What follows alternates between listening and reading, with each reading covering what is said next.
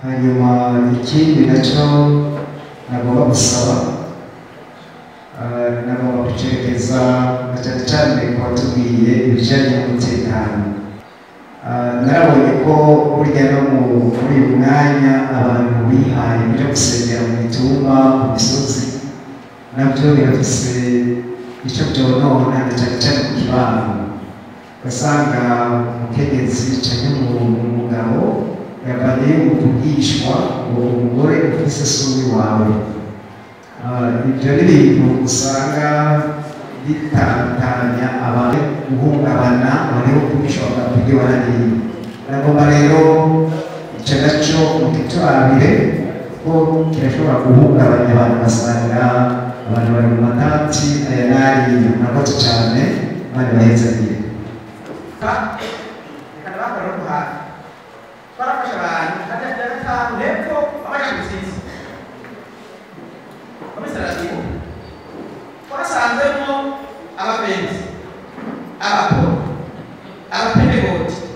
abakatolika nk'amashengero 20 y'abantu bagiye ubwira turabona abantu bari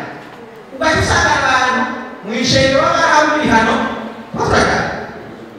bagashaka kwitanga ibintu wacu, ugasanga niba abantu mu ishengero binakoreka cyangwa umuntu yambaye umuyobozi mu ishengero akabura turaga. Hari ikintu rero abantu b'amashengero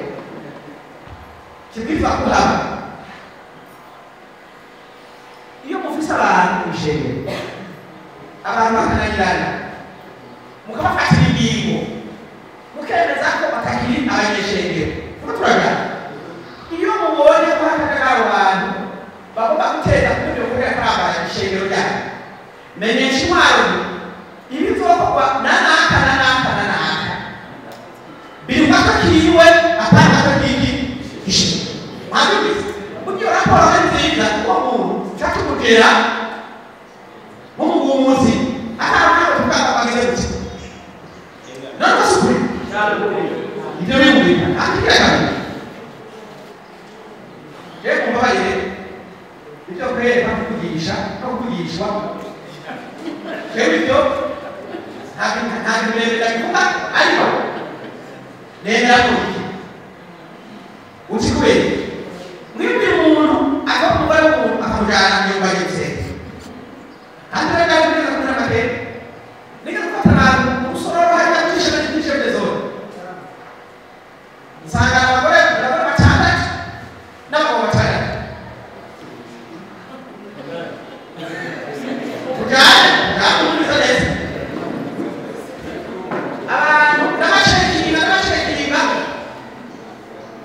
ndabasanga n'upapuro abantu bakagenda upapuro ngo bwanditseko bajya gusengera muri iyo shaka ujya mu bantu ubwo papuro nasanze n'abantu bavuga ko nabonye umutwaro uvuga ngo Imana umugabo naje gusenga kubera umugabo amangamira Imana yawe yo muri mugabo tukumvikane ukaba none umugabo wawe gushaka ko niba ko hari umuntu yamaze kwica umuntu amweka yuko ibyazo byera ko umugabo yo muheba aho ukamwitorera ko Imana ate no sirisi ana ko tutatuzuke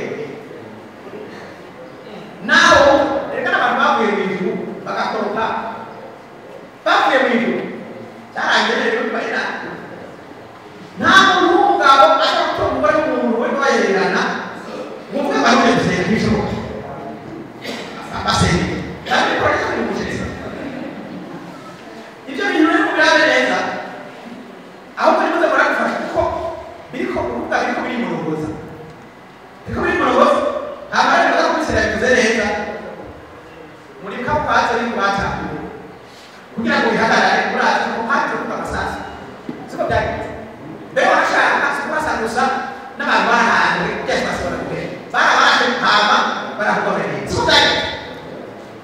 Nibaza ko rero turazi muri ibyo bibiko